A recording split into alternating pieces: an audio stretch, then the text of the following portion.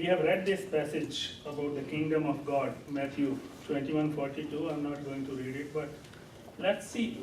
If you read this whole parable about this kingdom of God, in that one thing is obvious: Jesus died in this parable. So when we are taking the whole parable, those are the end two verses brother quoted at the end of this parable as a result of that parable. So God sent his servant, they didn't obey him, he sent more and more, and finally he sent his son. So, and then they killed him, and that's in response to that one. Those two verses are that the kingdom of God will be taken from you and given to the nations who will bring forth fruit. Now, Jesus died in this parable. And there is no prophet sent after Jesus in this parable. Just that parable says Jesus was the last one sent in this parable. Now it's interesting reading the parable and finding a prophet after Jesus doesn't do any justice to that parable. Now, cornerstone is Jesus. He's not rejected Prophet Muhammad, as brother said. In Acts 4:10-11 says that by the name of Jesus Christ of Nazareth, whom you have crucified, whom God has raised from the dead, this is the stone which was rejected by you builders, which has become the chief cornerstone. So, as I said, if you let Bible interpret the Bible, you will find the meaning of that one. So, cornerstone is Jesus. Now, this stone came in Jerusalem. In 1 Peter 2:6-8 says, therefore it's also contained in the scripture, behold, I lay in Zion, in Jerusalem. So this cornerstone, which is Jesus, he came in Jerusalem, not in Arabia. Builders were the Jews. So builders are not anybody who are the people, they are the Jews of Jesus' time who rejected him. In Acts 4:11 says, this is a stone which was rejected by you builders. So Peter is talking to the Jews that this was rejected by you builder, by you Jews who crucified him. So the stone is Jesus, it came in Jerusalem, and the builders are the Jews of Jesus' time who rejected and accepted him already. Now who is this nation? Brother said it's a nation of Muslim.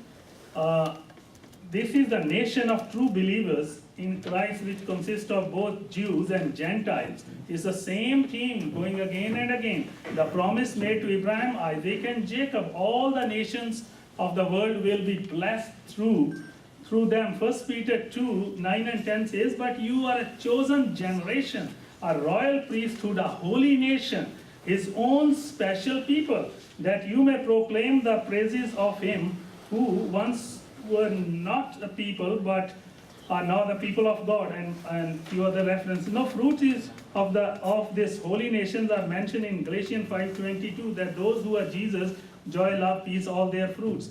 Now, vineyard is the word in this parable where the good news of the kingdom of God is preached.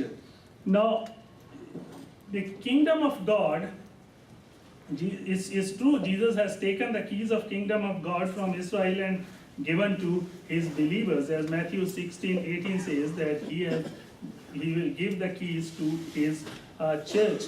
Now the church is preaching at this point. Jesus' believers are currently preaching the kingdom of God as witness to all the nations before his return. They are helping people to accept Jesus Christ and to become the son of the kingdom. Now, by definition, it's the kingdom of God, which is the reign of God in Christ, destroying all that is against the divine rule, is using his believers, both Jews and Gentiles. You will be sick of this term, Jews and Gentiles, these believers, because that's Jesus' mission. At the time of this conversation, Jews didn't have any worldly kingdom. So Jesus is not talking about any worldly kingdom. The kingdom of the world are currently under satanic control anyway. Now, kingdom of God, let me briefly run through this kingdom of God. Otherwise, practically we are talking about the whole New Testament. But kingdom of God, I will just brief it. Kingdom of God, which was present in the midst of man in humility, in Jesus' own person and mission, will be seen in full glory in the future. with new heaven and earth eventually. Kingdom of God is also the kingdom of Jesus. Jesus is an everlasting King of Jews and the kingdom of God.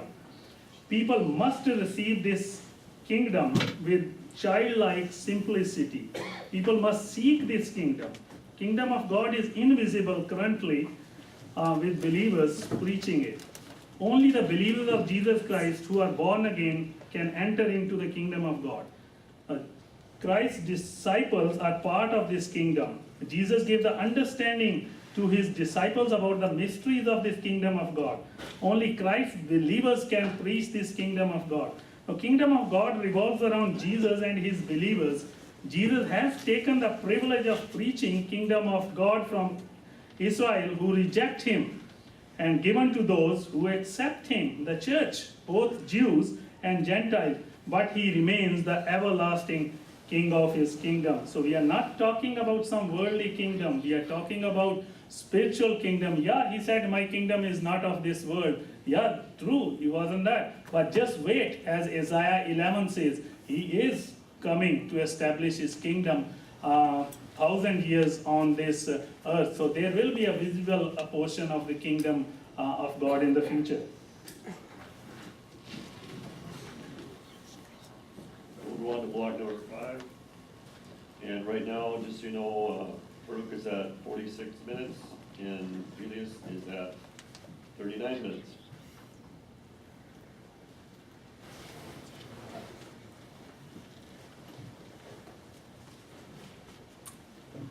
Okay, now we're where I was trying to dive into before. John chapter 1, verse 19. He was talking about Elijah. Sorry, he's talking about John the Baptist. And the Jews had approached him and they asked him about 3 distinct different people. First they asked him, or he responded, he confessed, it says, that I am not the Christ. Then it says, and they asked him, well, what then? As in, who are you? He said, are you Elijah? He said, I am not. Then it says, are you the prophet? And he answered, no. Now, everyone in here should know who is the Christ. Muslim and non-Muslim, at least Christians, we accept Jesus as the Messiah. Messiah is a translation of the word Christ. And Elijah, everyone should also know, is a prophet of Almighty God. In Arabic, his name is Elias, not this Elias. And who is the prophet? There we have a question mark. Now, we Muslims, we know who is the prophet, but I'm going to leave it to Dr. Masih to enlighten us on who the reference is to. The coming of the Spirit of Truth. Spirit of Truth is also the Comforter. Another translation, Spirit of Truth, is also the Counselor. Other translation, Spirit of Truth, is also the Advocate. And in many other languages that the Bible can go into. But in English, we have this. But the word that's used there is paraclete. Paraclete. Now, in the verses here, there's many things in here. I make sure I put them on there just for the responses. But I'll talk about the underlined portions. And it says that he will give you another helper. And then the Spirit of Truth. Next we read John 15:26. But when the helper comes, whom I shall send, I as in Jesus, to you from the Father, the Spirit of Truth, again. Then we have John 16. John 16, there's a lot underlined. There's a lot that Jesus said. But it's again in reference to this helper and this Spirit of Truth. And here I go, it's expedient that I go, for the go, the helper cannot come. And here we have it again, Spirit of Truth. Now, a quick note. Parakletos is the translation of the word or the meaning of praised one. Praised one. In Greek, parakletos is praised one. Muhammad, peace and blessing be upon him, is the translation in the Arabic of praised one. The name Muhammad means the praised one. But Parakletos as far as my knowledge. It's not in any Greek manuscript. So I'm not familiar with that. If someone here is, then that's different. But I don't know of that. The word that's used is close to that, but it's parakletos. Parakletos. And that means helper, advocate, counselor. So that's what we're going to address. Now, a counselor in the Webster's Dictionary is a person who gives advice on counseling, could be a lawyer, gives advice in law, and one who is in a supervisory position, supervises duties. They use summer camp here, but it's supervisor. A helper is, well, we should all know what is a helper. An advocate, the Webster's Dictionary, is one who pleads on the cause of another, specifically. One that pleads on the cause of another before a tribunal or a judicial court, and one that defends and maintains the cause of or a proposal. And one that supports and promotes the interest of another. And then comforter. We know it is a comforter. So I use examples. There's a time when the companions of the prophet, peace and blessing be upon him, were at the base of a ladder, or a tree. And one of the companions was up top, and he was wearing an outfit similar to mine. The wind blew, and it lifted it up, and he saw his skinny legs. Just a grown man. They laughed. So this guy got no business having legs that skinny. And then Prophet Muhammad, he said that, are you laughing because his legs are so skinny? He says that on the day of judgment, those legs will weigh more on the scale with Almighty God than the mountain of Uhud, one of the mountains in Arabia. So he was comforting his companion. Another example we gave was from two wives. One of them was an elderly woman, heavyset, had married in disobedience to her family and moved to Abyssinia when they had first pilgrimage, before they had went to Mecca or to Medina. And while she was there, her husband had died.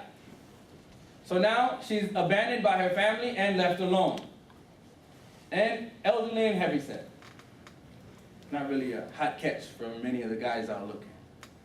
Prophet Muhammad married her to make sure her position stayed elevated and respected. Another one is the daughter of Abu Sufyan, who was one of the chief enemies of Prophet Muhammad. She became Muslim, she married, and when she went to Abyssinia, her husband became Christian and left her. Prophet Muhammad married her. These examples are just examples, and there's many more, but there's no time, of the comforting quality of Prophet Muhammad. As you can see, Prophet Muhammad, he fits all the definitions that we've been speaking about.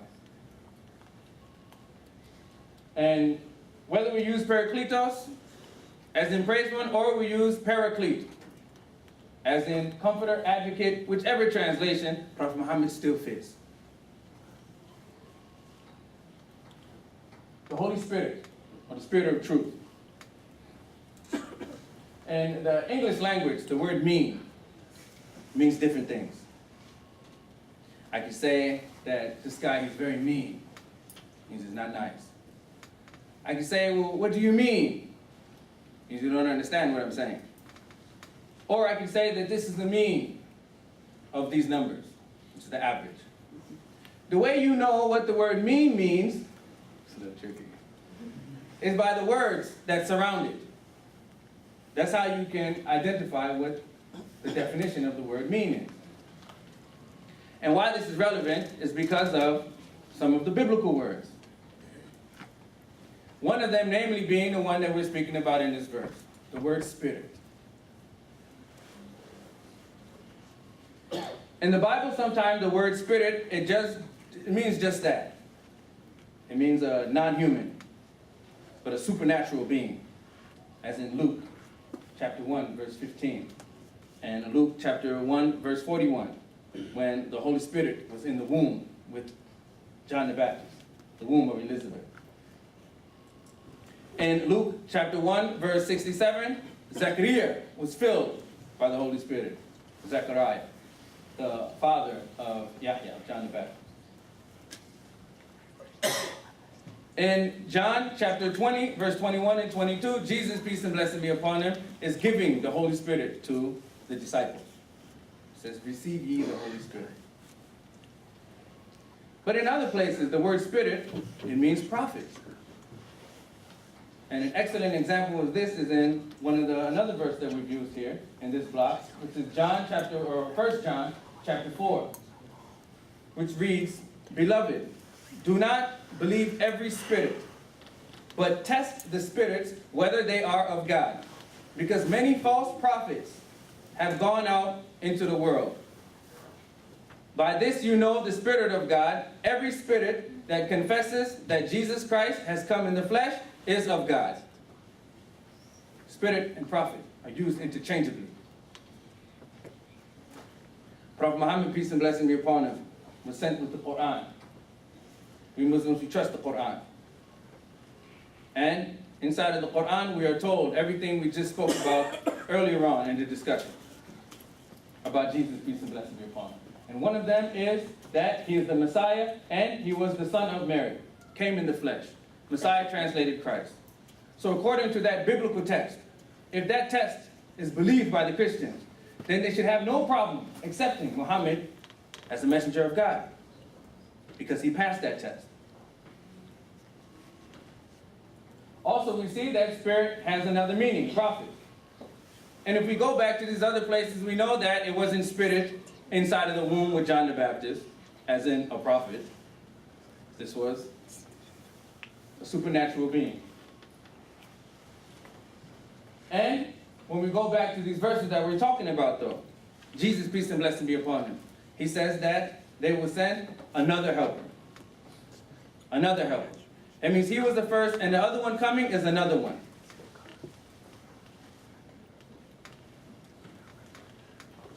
We also see that this spirit is not addressed by it, but is addressed by he, and him. Masculine pronouns, all the way through.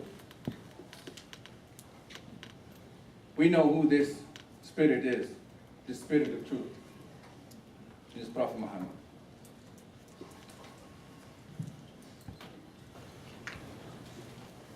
Okay, so the brother said that Prophet Muhammad fits all the definitions here. We are talking about this comforter. Let's see how those things fit Prophet Muhammad. Now this first passage, John 1, you heard of. Let's talk about that prophet. That prophet refers to Deuteronomy 18:15. That's the only passage where Moses used the word prophet. Lord God will raise up for you a prophet like me. So that's the only passage. Now remember, this is very important. This is the only passage where Moses used the word prophet.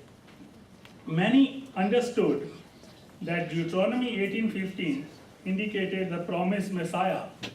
John 6:14. Then those men, when they had seen the sign that Jesus did, said, "This is truly the prophet who is to come into the world."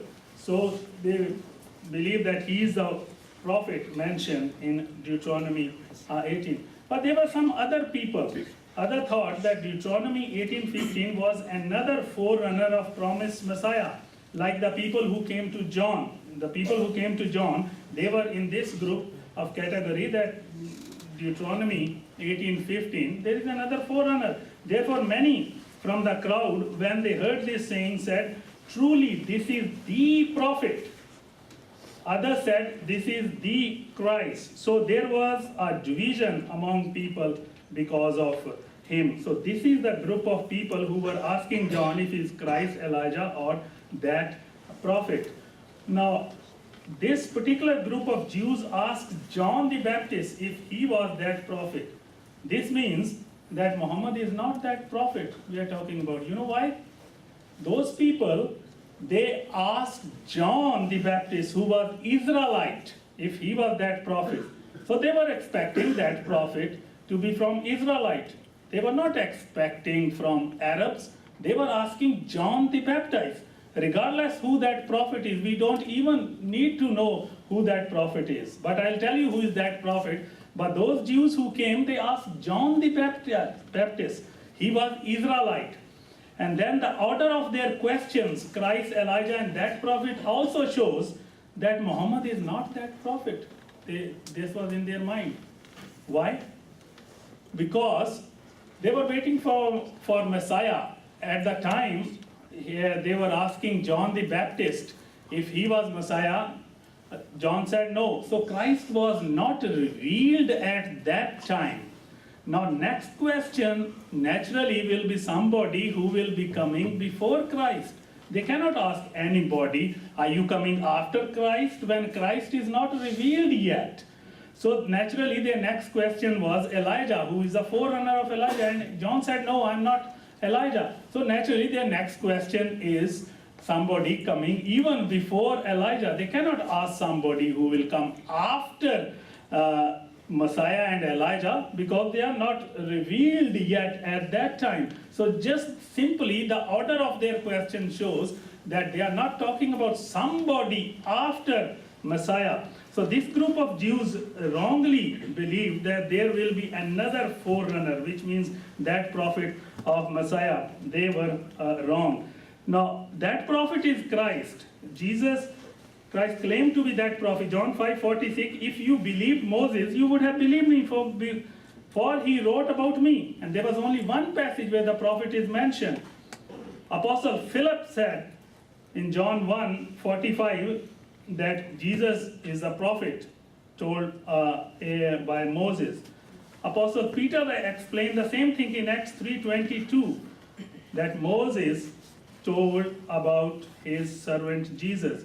Stephen said the same thing in Acts 7:37, that Moses is the one who told about Jesus, about the coming of just one whom they murdered.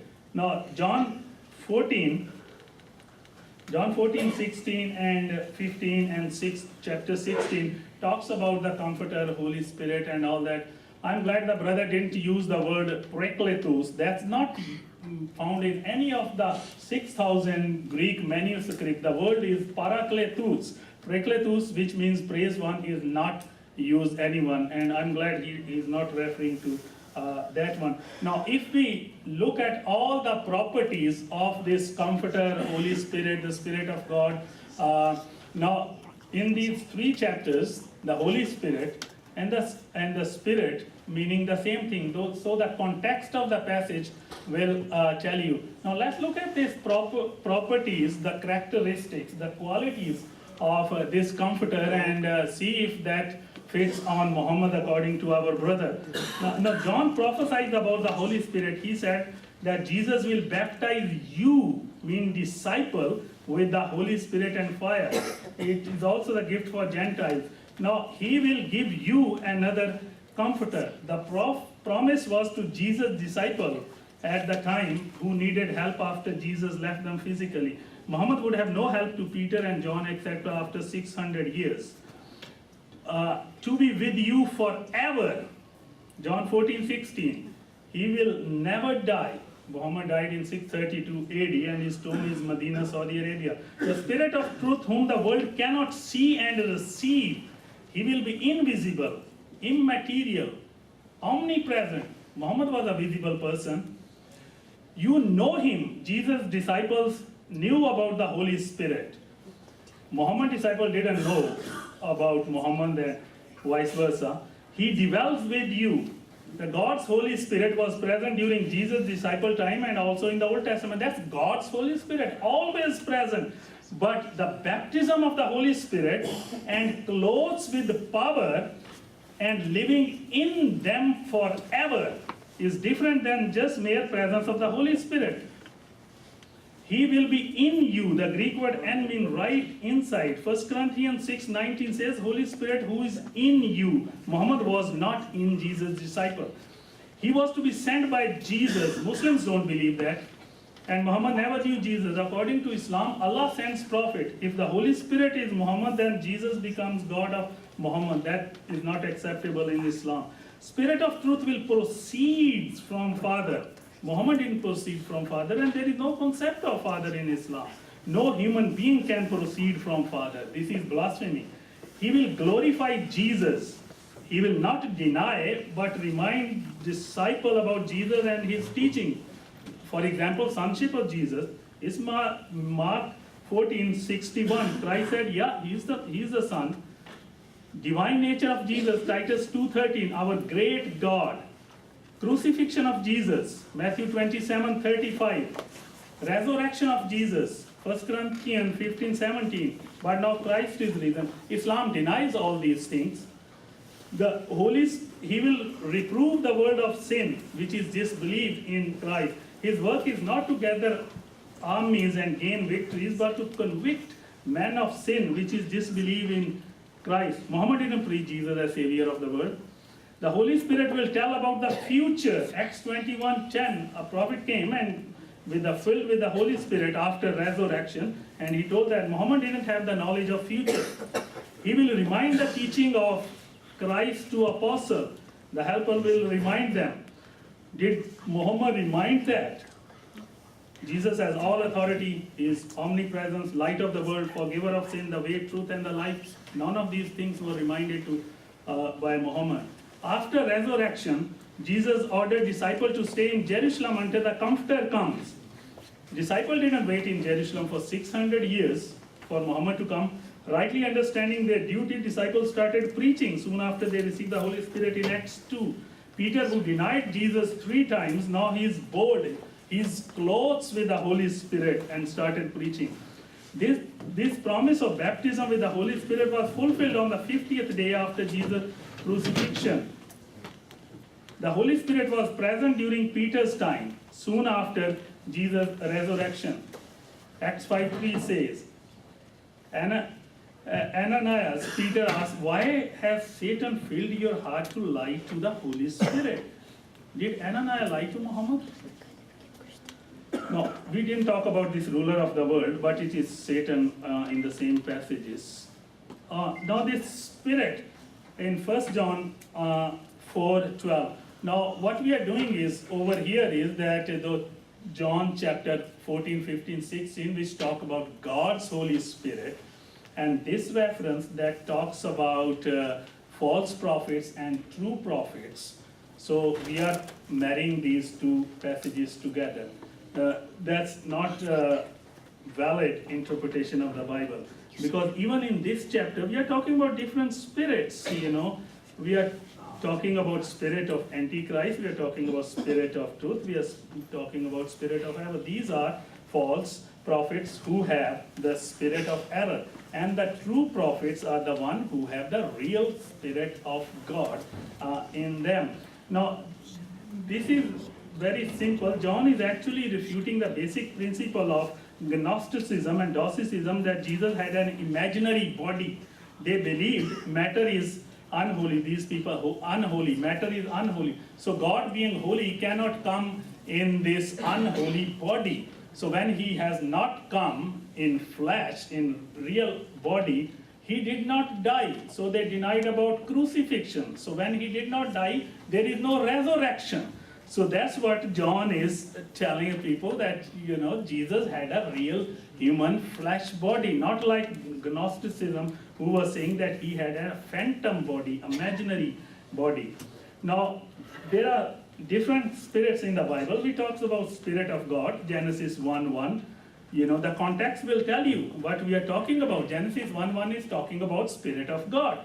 1 John is talking about Spirit of God, but that's in the true prophets. Then we are talking about angels are also called spirit, Hebrew 1:7. Animal spirits are also talked about in Ecclesiastes 3:21. We have evil spirits. We have 1 Samuel 16:14. Humans may be possessed with more than one spirits. And then we talk about human spirits, and the spirit will return to God who gave him. Now we talked about, then there are spirits of God. The same passage we're talking about, the Spirit of God, Spirit of Antichrist, Spirit of error, Spirit of truth, Spirit of bondage, Spirit of death, Spirit of divination, Acts 16:16, Spirit of fear, we have Spirit of haughtiness, Spirit of heaviness, Spirit of infirmity, spirit of jealousy, spirit of slumber, spirit of the world, spirit of whoredom, and unclean spirits. Now, how do you know what we are talking about? The context will tell you what you are talking about. So you cannot marry a passage talking about God's real Holy Spirit and take it to 1 John, which talks about a human being filled with either God's spirit or the Satan's spirit.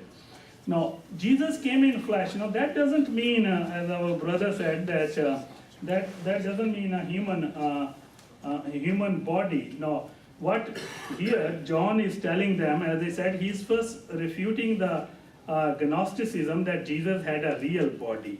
So now, came in flesh means that he was present before he came. Now, this term is not used for human beings, He came in flesh. He came in flesh, but before he came, he was present there. Now, in the same letter of 1 John 1, chapter 1, 1 to 2 verse says that which was from the beginning.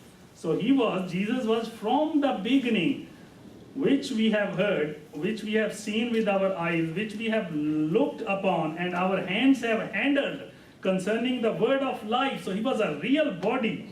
The life was manifested, and we have seen and bear witness and declare to you that eternal life which was with Father and was manifested to us. So Jesus had a real body. That was Jesus was before he came into this real body, and he was eternal. A lot of other passages. I will just comment a couple of those things. Parakletos we already talked about. Is the word parakletos, it's not prakletos. And one thing that Jesus did say that receive the Holy Spirit in that passage brother referred, but that's after resurrection.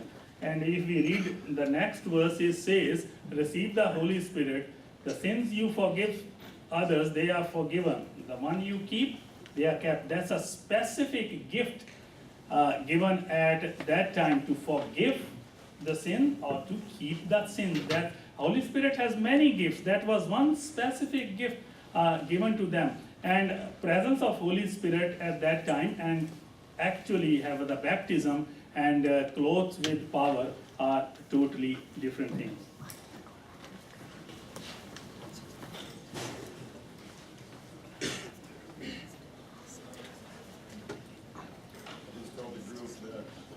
Just tell the group that Farouk is at 56:58, so he's got about 3 minutes left.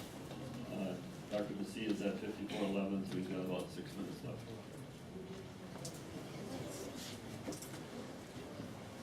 Okay. Now, I made sure I underlined some of these just in case you came back, because I kind of figured we would need to a little bit. Inside of the same reference I was giving, towards the bottom, I underlined these, but I didn't highlight them because I wanted to give everything that's in there. And we have to go quick because of the time, but I'm going to just look at some of these. And it says that a little while longer, the world will see me no more, speaking about Jesus. But you will see me. After the world doesn't see him anymore, but you will see him, because I live. For you will also live. And you know that I am in the Father, and you in me. So either this means what Dr. Messi is saying, and the disciples were living inside of Jesus, and Jesus was living inside of God, physically, or this is figuratively speaking. And we can understand that this means teaching. And how we can see that also is not me reading into the text or me reading out of it. Because Jesus says that he who has my commandment and keeps them, then he is who loves me. So this is how they keep Jesus. This is how Jesus stays in them, is by them keeping his teachings. This is how he lives in them. And Prophet Muhammad lives in the people, if you want to go to the figuratively speaking, because the people keep his teachings. To close with the last portion, we looked at Song of Solomon. And I'll address the rest in the rebuttal, inshallah. But in the Song of Solomon, chapter 5, verse number 16, it reads that his mouth is most sweet, he is altogether lovely. This is my beloved, and this is my friend, O daughters of Jerusalem. And the Hebrew text is right next to it. This word that's here comes from these 4 letters. It's Mem, Het, Mem, and Dalet. This is the Hebrew. Mem here is the M. In Arabic, it's Mim. Het is here. In Arabic, is Ha. Dalet is here. In Arabic, Dal. This is what it spells. In Arabic, this is what it spells. Muslims, what does that say? Muhammad. It's the Old Testament. And I'll leave there, and we'll finish the rest in the conclusion, and then be ready.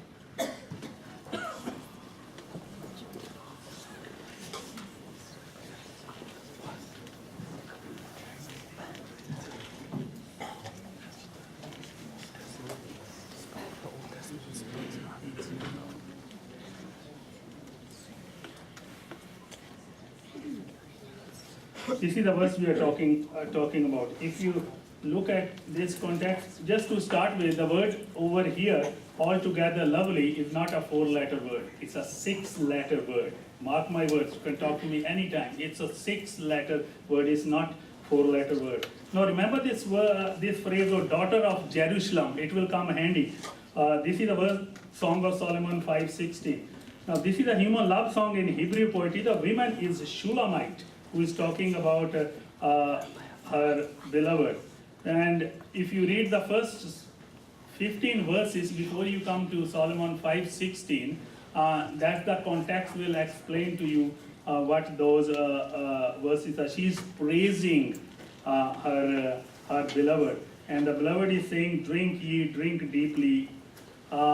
And the woman keeps talking about her beloved. The watchman who went about the city found me, and they struck her. His beloved came, and she was late, and she went to look for him, and they beat her. "I charge you, daughters of Jerusalem, if you find my beloved, that you tell him I am lovesick." The daughters of Jerusalem, then they ask him that who is this one? And she tells them that my beloved is white and ruddy, chief among 10,000. His head is like the finest gold. His eyes are like doves. She's praising her beloved. His cheeks are like a bed of spice. Hands are rod of gold, and so forth. His body is carved ivory. His legs are pillar of marble, set on basis of fine gold. And then after this all, then comes the summary. His mouth is most sweet. Yes, he is altogether lovely. This is my beloved, and this is my friend, O daughters of Jerusalem. Remember this phrase, O daughters of Jerusalem. Now this word over here is not a 4-letter word. It's a 6-letter word in Hebrew. Now Hebrew word for altogether lovely is pronounced as Mahmadim. Mahmad. The hard he, Mahmadim. Some people can't pronounce this one, so Mahmadim. So in any way, it's Ma. It's not Mu like Muhammad. It's Ma. Doesn't matter if you pronounce it by Mahmadim or Mahmadim. It's Ma. It's not Mu. Now Mahmadim is plural. Mahmad is singular. The word our brother was referring, 4-letter word is Mahmad. That's the singular word, that's a 4-letter. But a plural is a 6-letter, which is used here. Altogether lovely, that's a 6-letter word. The root is Hammad, which is Exodus 20:17, thou shalt not covet. Now altogether lovely does not mean praised one. Otherwise, altogether lovely, if we put it on Muhammad, it becomes praised one. Altogether lovely does not mean praised one. Now this is a meaning that, otherwise this is a meaning that's important. It's not the sound. In Akbar, in Hebrew is mouse, but in Arabic is great. So when we say Allahu Akbar, that in Arabic it means Allah is great. But in Hebrew, it doesn't mean Allah is mouse. So this is an adjective. It's not a proper noun. Here in Song of Songs 5:16, it's an adjective. It's not a proper noun. The word means desirable, etc., but it does not mean praised one. The word either plural or singular, it's used 12 more times in the Old Testament. Lamentation 1:10 says, the adversary has spread his hands all over her present Mahmadim thing. Now Muhammad is being plundered here. Now we have to be consistent, use the same word, exact same Mahmadim is used here. 2 Chronicles 36:19, Muhammad is destroyed with fire here. He is laid waste in Isaiah 64:11. 1 King 26, he is taken away. Isaiah 24:16, is Ezekiel's wife here, killed by the sword, taken away. So now this word used over here is a plural. It's not a 4-letter word which is singular. It's 6-letter word.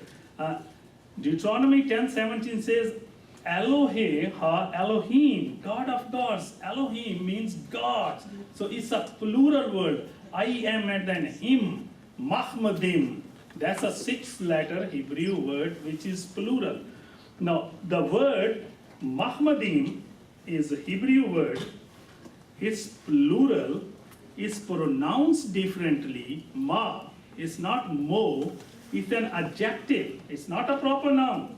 This is descriptive term. It's not a property. Now this is taken out of the context and translated into another language, that's Hebrew, as a proper noun with totally different meaning than Hebrew. Actually, this is Song of Solomon 5:16. If you read in context, couple of chapters before, the woman actually tells you the name of the person he is talking about. He's not Muhammad. Remember the phrase I told you, Song of Psalm 3:16, go forth, O daughters of Zion, and see King Solomon with crown. King Solomon reigned from 970 to 931. He's not Muhammad mentioned over here. Okay, most of these fine gentlemen ended up within their 60 minutes. Elias with 59:59 and Farouk with 59:42. That's very impressive. Okay, we're going to take a short break. If you have questions or comments that you'd like to submit to either of these speakers, please do so at this time. You can bring them up to the desk. And again, if you wanted to submit it to Farouk, put an F on it. If you want to submit it to Dr. Vassie, put an M on it. If you want both, I guess put both. Bring them up to the desk and I will give them to them. We will start again in about 8 minutes. So you can take a quick break, stand up, and bring your cards up. And we're going to get started, so please take your seats. Each speaker has 15 minutes to address whichever of those questions you would like to in that time.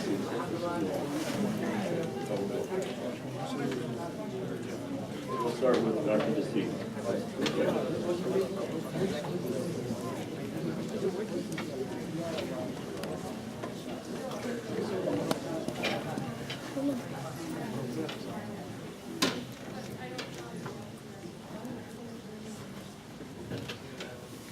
So there are some questions, some are off the topic, but I will just quickly touch them.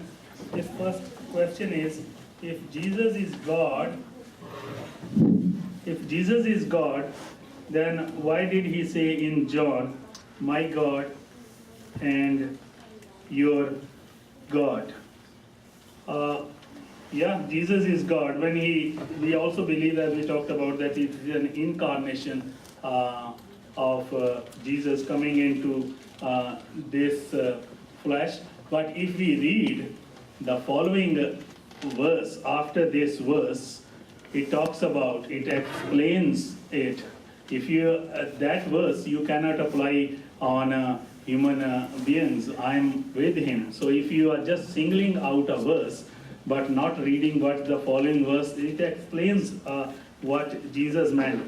This does not mean that he is not God, if that's the questions about him. Look at the other passages, some of the passages I noted, explains that God, he became man. So this verse, what you are referring in John, there is another verse next to it. You combine it and read it with that, whoever there.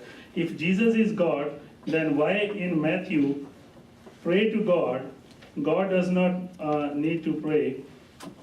So was he praying to himself as king himself for help? Again tied to this one in a humanly form, the humans, Jesus also said, the spirit is steady, but the body is weak. So in a human form, these willingly submit.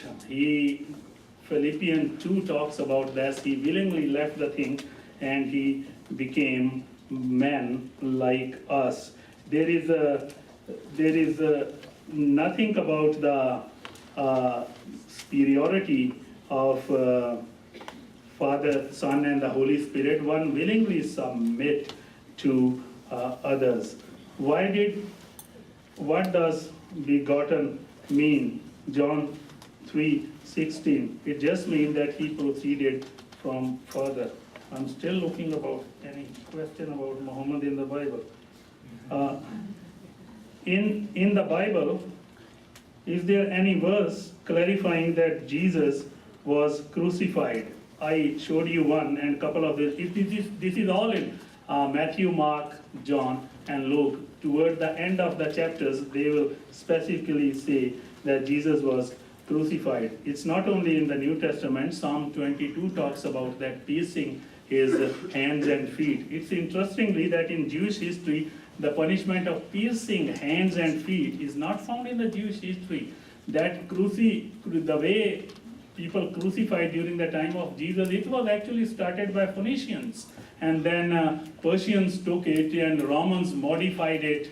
In the beginning, they used to just take one single bar and just rope the person around, and he dies in a week or 2 weeks' time. But the Romans modified it, added the horizontal bar, and adding the nails to it.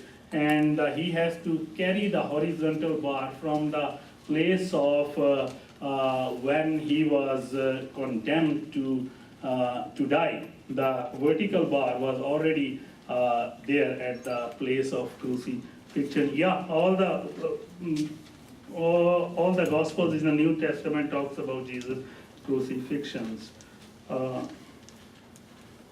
Brother, can you personally know when you die you will go straight to heaven? Yes. Deuteronomy, that's for simple. Deuteronomy 18:18, it is to both the speakers. How is Jesus like unto Moses? No, it is for both of the speakers. This passage was not under discussion, but just in short form, what like Moses in that passage means, the only thing that's like Moses is the prophethood. That passage is widely misunderstood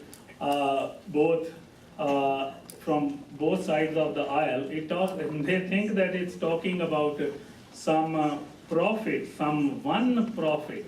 If you read the context, couple of verses before, the context of that passage is that Israelites are going to enter to these pagan lands, and God told them that don't go to those false prophets for guidance. I will keep raising the prophets like you. The Yakim, the word, it means I will keep raising prophets like you, like I raised Moses at the time of need. I will keep rising. So those are the series of prophets. They are not talking about a single prophet. A series of prophets that started from Joshua soon after Moses, and it continued up to Jesus. So Jesus is included in that. That's a series of prophets. The English translation "a prophet" is not found in Hebrew. It's only Nabi.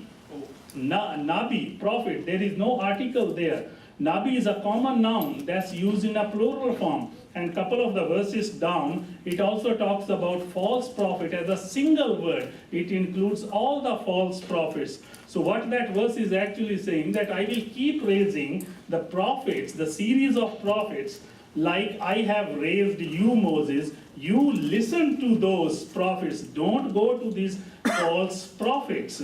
If you insist of like Moses, all the characteristic they described at the end of Deuteronomy, it tells you part of the characteristics of Moses, that to this date, there is no prophet risen in Israelites like Moses, who has talked God face to face and performed the miracles. Now, both of these characteristics are not found in Muhammad, plus other things. I think that's Can we have both emails, please? We see only Do one you have email. other emails? Yours? There were a couple others that came. No emails. Oh, email. Do you want to address them?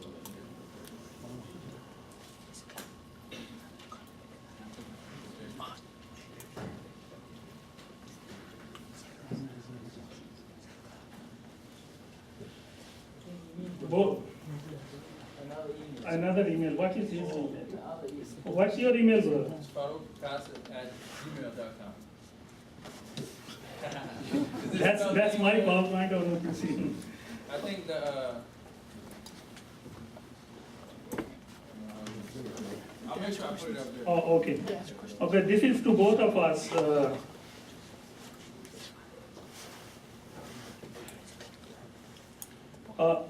And both are the same question. Why did you leave Islam? I think there is not time to explain, but it's pretty obvious. Once going through all this, my PowerPoint, I mean, whoever wrote this question, note down an email and just write the same questions to me and I can answer that one too.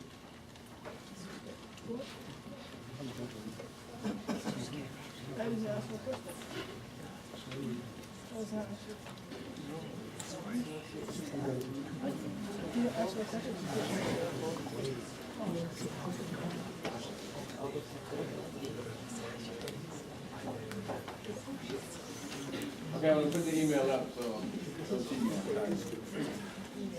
Or should I wait, we'll do it at the end? Yeah, I'll do it.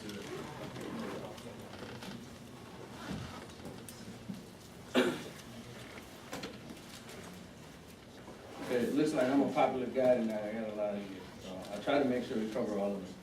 What I got here is from John, chapter 5, verse 39 and 40. It says, what does it say? The scripture testify about. And John chapter 5, verse 39, 40 says that, search the scriptures, for in them ye think ye haveth eternal life. And they are they which testify of me. It says that the scriptures, they testify of me. This is Jesus speaking. And ye will not come to me that ye might have life. So maybe we should have used different than the New King James Version. But it's saying that you won't get life unless you go to Jesus. That's what it's saying. And we Muslims, we agree 100%. But what does that mean? It means the same thing that it meant in John chapter 14, verse 6 that the brother quoted. I am the way, the truth, and the life. We agree 100%. But what does it mean? It has to be meant and left in the context that it was in the Bible. Not the context that we want, or the context that some other pastor has told us about. And the context in John chapter 14, verse number 6, doesn't start from verse number 6, it starts from verse number 1. When Jesus says that in my Father's house there are many rooms. And I, Jesus, go there to prepare a place for you, his disciples. Then he says, where I go, you will follow. Then Thomas, he asked him, so how are we going to follow you? We don't know where you're going. Because he thinks Jesus is speaking about a geographical journey. He's going from here to St. Paul. And they don't know where's St. Paul. How did they get there? But Jesus is speaking of a spiritual journey. So he asked Thomas, how long have I been with you that you don't know? He says, I am the way, the truth, and the life. That means you follow Jesus' teaching, you follow Jesus' example, you get to Almighty God. He didn't say he's the destination. He says his teaching is the way we get to God. And we agree 100%. Because this is what a prophet is. It's a messenger sent by Almighty God to show us the way to get to God. So we have no problem with that passage, no problem with this passage, when they're left in the biblical context. When they're removed and spun around by a preacher or a person I'm debating, then we don't follow that.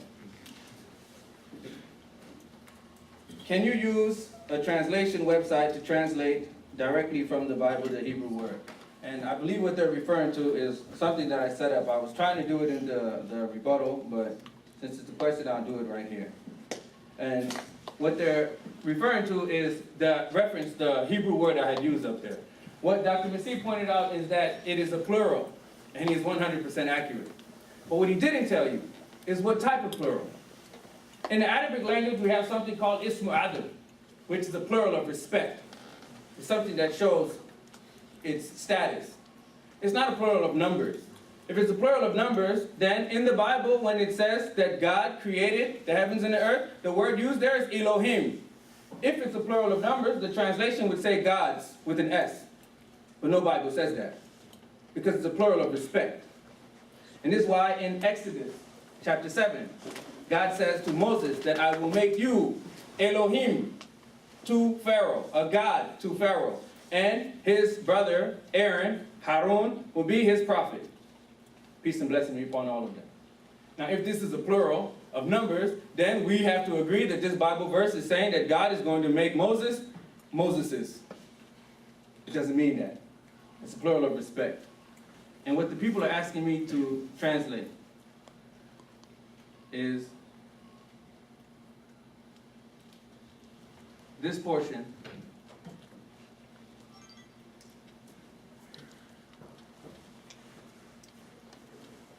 that we had used. And the im is the plural of respect that he's referring to. So you remove the im, copy the word, and you put it into Google Translate. And we'll go from Hebrew to English.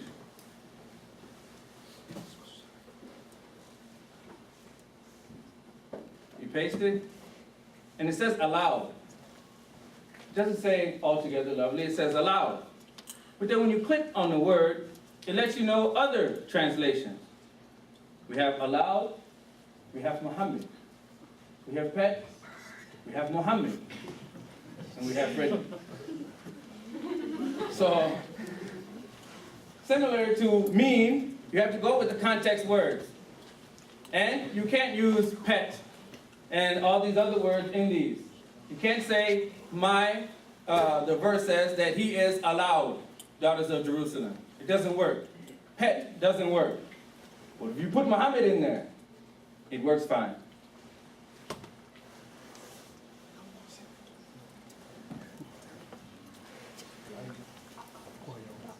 It says that Jesus was prophesied as being like Moses. Then did Jesus die like Moses? Does this show this verse does not prophesy Jesus? And yes, I would agree with the questioner. And I was part of my rebuttal too. Someone's helping me out here. I don't know what's There's a lot of similarities between Moses and Prophet Muhammad. And there's barely any similarities between Jesus, peace and blessing be upon all of them, and Prophet Muhammad. More than just died physically, but he was also born naturally, mother and father. Also was a family man. Also was a statesman. Also was a ruler. Also could enforce capital punishment. And the list goes on and on and on. What justice to all, or what does justice to all, friend or foe mean? It means that the government that Almighty God establishes is something that should unify humanity and bring humanity together. Something that if it's put in place, then even someone who is a Jew would feel comfortable living in that type of land, even though it's ruled by a Muslim government, because it's justice for friend or foe. It should be something that, whether you are from that religion or not from that religion, you have your rights. It should be something that establishes that protection for those people, where if warfare were to happen, they don't have to be assaulted and they don't have to fear assault from someone else coming in. It also means that if you believe something else, you can practice it. And this is what we have when Islam had taken over places. Not Muslims. When Islam had taken over places. We have the churches that are still standing in Egypt as evidence. In Jerusalem as evidence. Muslims ruled these lands. And they were never destroyed. Because it's haram and it's pointed out in the Quran. As a Muslim, According to the Quran, you can't even talk bad about someone else's religion if they believe it. Haram means forbidden. It's a sin. This is justice for all, friend and foe. Farouk, why prove Prophet Muhammad is mentioned in the Bible if you do not believe that the current Bible are authentic? Christians believe they're authentic. And the Muslims, we don't say throw away your Bible. We say, same thing that Quran says. You believe and you judge by what was revealed therein. There's a verse from the Bible that says God created heaven and earth in 6 days. Verse from the Quran says God created heaven and earth in 6 days. We agree. But then the verse continues in the Bible and says that on the 7th day, God rested and was refreshed. Now we Muslims say, hold on. Two parts. You say God just took a nap. No way. We don't believe it. Second part, you say he was refreshed. That means he gained back his strength. That means he lost it. We don't believe it. When we say Almighty God, it means two things. Almighty as in every way possible, and Almighty as in all ways. And so inside of the Quran, it said God created heaven and the earth in 6 days and no fatigue touched him. So what the Quran says is, and what Islam says is that you separate from these things that man touched and wrote, but you keep what's revelation. Have Muslim clerics issued fatwa that said kill all infidels or infidels be killed? I don't know. I'm not a Muslim cleric, and I don't know what all the fatwas that have been issued throughout history, so I can't really answer that question. I'm not sure. But even if they have, Islam does not allow that you kill all infidels. Because if that's the case, then there's millions, at least 10, in Egypt that we really overlooked. There's millions of Christians inside of Palestine and inside of many other areas that we've been missing. If this is something that's Islamic. It's not. What is an infidel? I'm guessing a non-believer. Would you kill an infidel if you get in a place, or would you get to get a place in heaven? Actually, being that Islam forbids it, if I were to kill an infidel, I would get a place in hellfire. So no, I would not kill an infidel. Unless the infidel is attacking me, then I would protect myself and my family. But if I could stop him without killing him, I would also do that too. How is the Trinity described in the Muslim belief? Trinity is stated one place inside of Quran. Well, two places. But the one that is most explicit is in Surah Nisa, chapter 4. And it says, وَلَا تَقُولُوا ثَلَاث. Say not three. Don't say Trinity. For your God, Allah, is one. Glorified is He, and far above is He of having a son. To Him belongs all that is in the heavens and is in the earth, and Allah is all-sufficient as a disposer of affairs. We believe in the one who sent Jesus. We believe in Jesus as the one who is sent, which is the same thing He said inside of the Bible. And this is why everything that Islam, the Quran, and the Muslim says about Jesus, I can show you from the Bible. Most of the things that Christianity and a lot of what the doctor was saying tonight, he can't show you from the Bible. That's why he would give you a reference and then give you some sprinkling on top. Sprinkles is not part of the cake. It's an addition. Why did I leave Christianity? Because I follow Jesus. I believe I am still a Christian because I'm a follower of Jesus Christ. Everything that I'm telling you is stuff that Jesus taught. Anything that you have, if there's anyone in here who can even challenge, we all open the door for that. If you say that I'm saying something that Jesus did not say, then you let me know. But everything, if I say that Jesus taught it, and I can show you from Islam, I can show you from the Bible. With no problem. This is why I'm a Muslim. Because when Jesus said, one of the verses we never got a chance to go back to was about that Holy Spirit. He said that it is expedient for you that I leave. For if I don't go, then I cannot send him, the Spirit of truth. And when he comes, he will glorify me. He will not speak of himself, but whatsoever he hears, he will take it and proclaim it unto you. He. These masculine pronouns I was talking about, there's 14 of them in the 13 verses.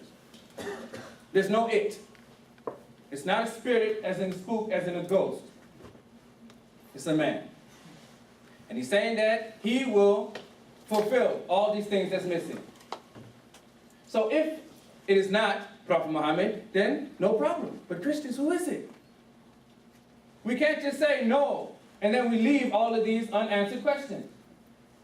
When Jesus said that he has many things to say unto you, if it's not Prophet Muhammad, if he didn't come with these many things and these answers that we have, then name one thing that the Holy Spirit brought that Jesus did not teach.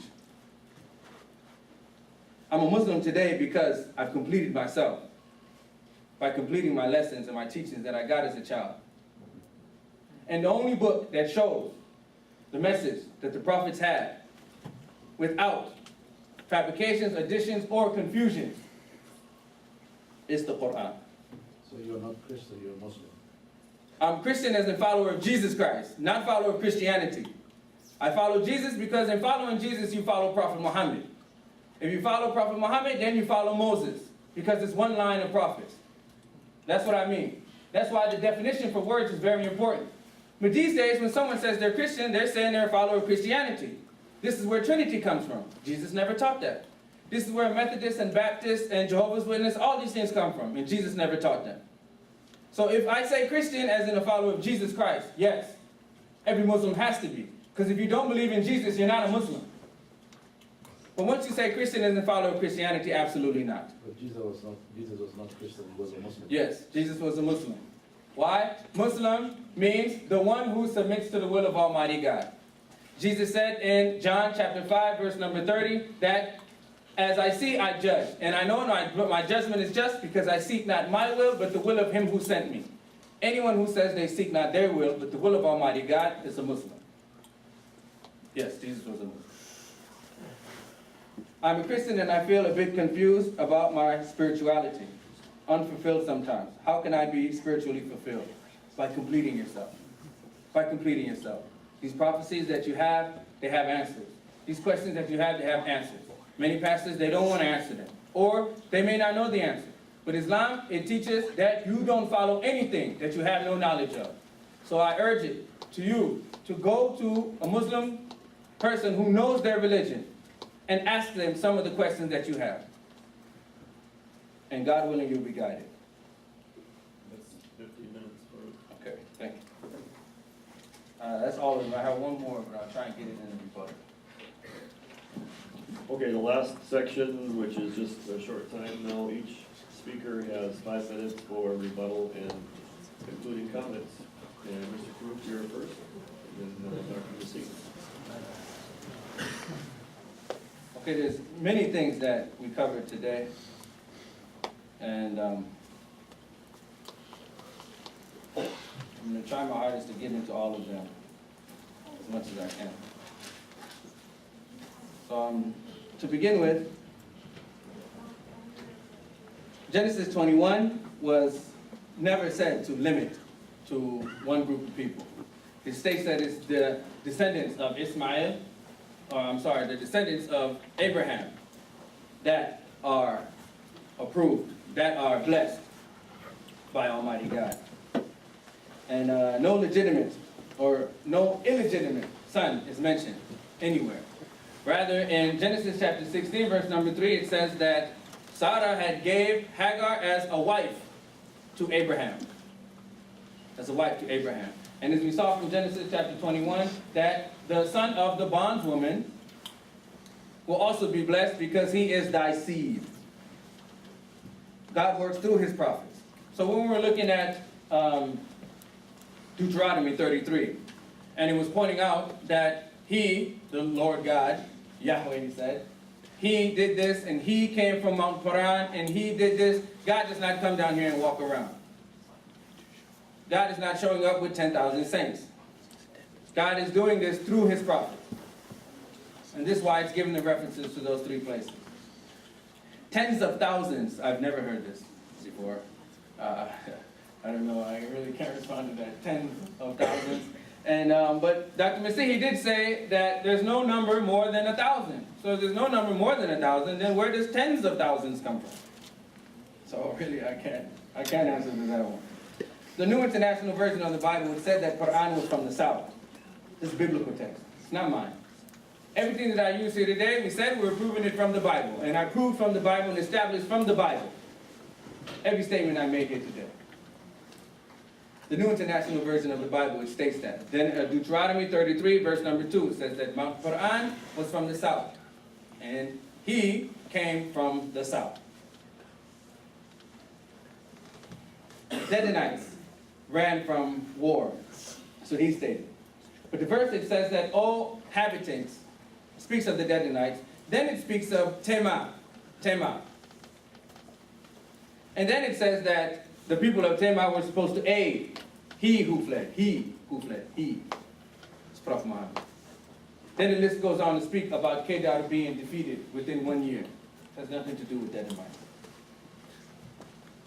Scroll or book makes no difference. The prophecy was about reed, and that's what I was putting forth.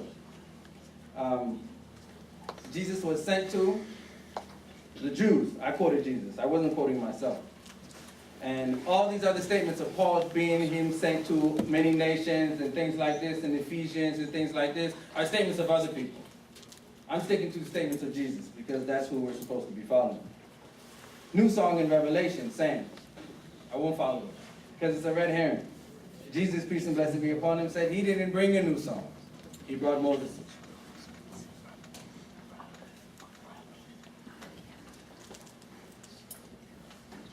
Deuteronomy 18 we spoke about as well. And John 1 said that they were waiting for, or he said that John 1 said that they were waiting for a Jew. Just because they thought that he was a Jew. The verse in Deuteronomy 18 says that he is from amongst your brethren. That means it could be a Jew and it could be an Arab. So they were looking for the prophecy to be fulfilled. Many of these things we've already covered in the debate. Jesus, peace and blessing be upon him. This crucifixion, this resurrection, this great God. None of these are statements of Jesus, peace and blessing be upon him. This is why we don't argue them, we don't debate them. But if you would like to debate them, whether they're biblical or whether they're teachers of Jesus, then we're more than open to that one. And Prophet Muhammad never taught these because Jesus never taught these. What Prophet Muhammad taught was exactly what Jesus taught, saying that he was sent. So Prophet Muhammad does confirm Jesus the way Jesus was confirmed. He doesn't confirm Jesus the way the pastor confirms him. Known before. In Jeremiah, verse number 1, or chapter 1, verse number 5, God says that Jeremiah, he made him a prophet to the world before he was in the womb of his mother. He says, before you were in the womb of your mother, I knew you and I made you a prophet to the world. So in that sense, if you say Jesus existed before he existed here on earth physically, no problem. But taking it outside of that is a problem. Because then we're developing the Bible. Plural of respect we covered, and that should be everything. Thank you. Oh, and the last thing I'll leave up here too, sorry. This is the other verses he was using from Muhammad. I don't know why he switched it. But if you look, and I'll leave it up here while he comes up, no other reference on there has Prophet Muhammad or Muhammadim as the way he spoke. The only one that says Muhammadin is the one from Song of Solomon. Every other one is a plural as well, but no other one has that in there. Thank you, sir.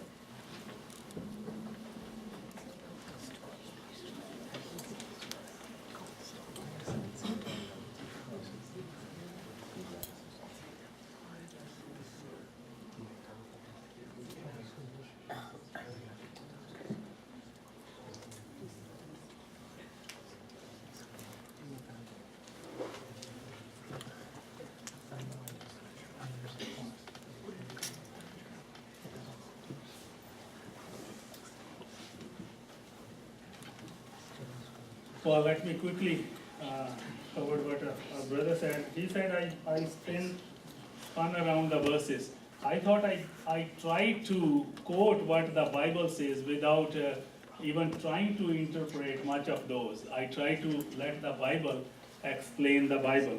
So I don't know what did he mean by that. Now, Song of Songs 5:16, he says it's the plural of respect, and I showed you those verses. It's not plural of respect. It's Elohim, Ha Elohim. Elohim. It's I am, and though this means plural, God of gods is im. It's a plural word in Hebrew. It's nothing of plural of respect. Now, he talks about the similarity between Moses and Muhammad. That similarity can be between anybody else. Even Musalman bin Kazab, the false prophet during Muhammad's time, he has the same thing. He was married too. He was born of a natural thing too. But what about some of the differences? Moses reappeared after his death. Did Muhammad reappeared after his death to Jesus? There was a conflict between Moses' body. Was there any conflict between Muhammad's body?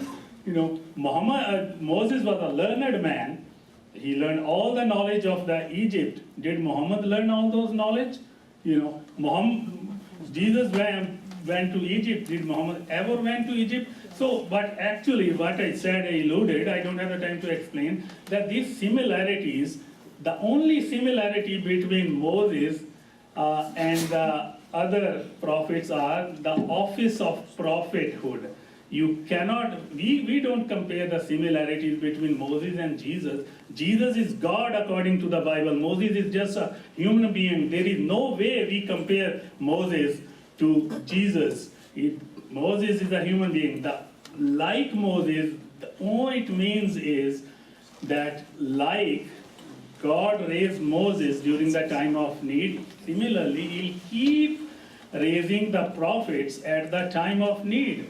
That's it. It does not mean any similarities. Otherwise, what about the differences you talk about? And what about the verse that talk like Moses? Miracles and talking face to face. Muhammad didn't talk face to God. He was talking to Gabriel. He didn't have the perform miracle. Many times in the Quran it says, why didn't the miracle come to him like to Moses? And he said, even the reason is given that we stop the miracles because the previous people have rejected them. God rested. This is not the topic, but actually the Hebrew word is God completed that. And Psalm 122 says that God does not rest or he does not sleep. And says I can't show you from the Bible. I thought I projected a lot of verses from the Bible, and even under the verse I quoted the additional verses. So I don't know what does he mean, I can't show the Bible. I practically quoted half of the Bible.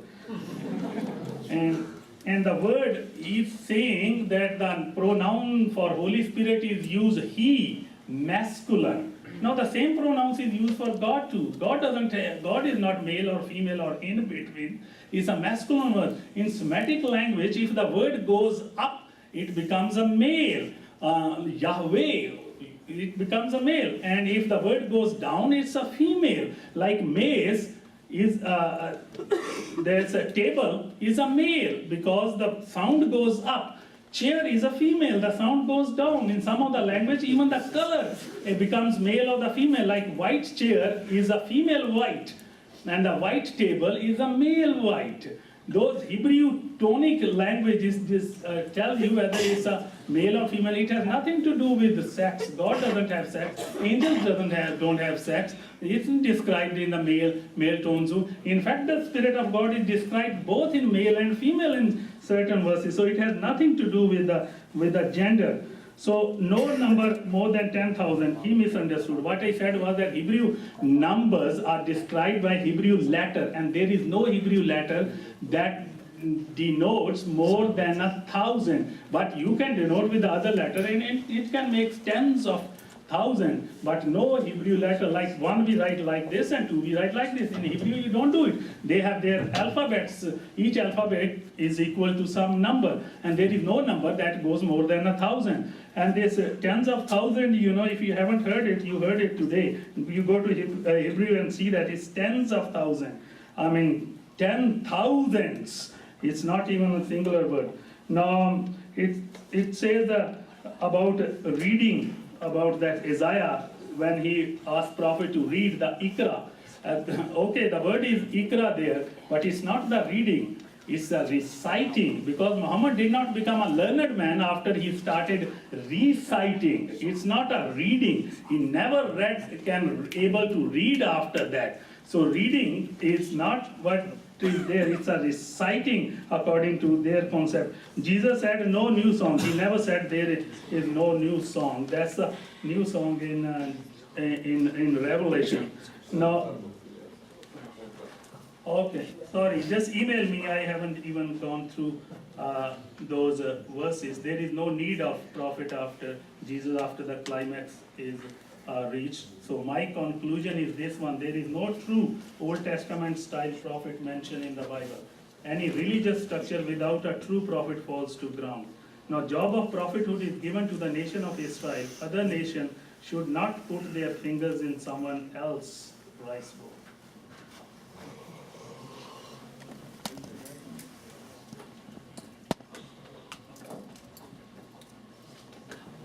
Okay, we'll give you one more minute, since he took 7 minutes. Okay. And then put your email address up there, and then I will close.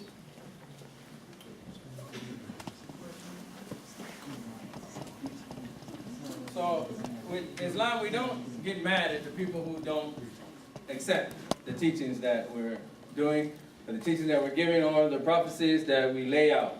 It's up to the person and their connection with Almighty God. It's individual connection. Our job is only to give the message. Prophet Muhammad, he tells us in the Quran, and the Quran tells us, or Allah subhanahu wa ta'ala tells us in the Quran that Prophet Muhammad delivered to us. Remind them. We're the only one that reminds. We're not a dictator over them. So we don't seek to force people to do anything. But it is the job of everyone to make sure that they keep themselves open to understanding that it's beyond them. Because this is what God is and what He's giving to us. It's knowledge that's beyond us.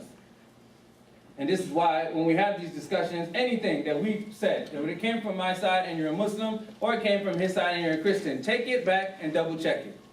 The references I was saying that he gave were good. But once we say something that comes beyond what was written, then it's an addition. That's why I said a spin-off. And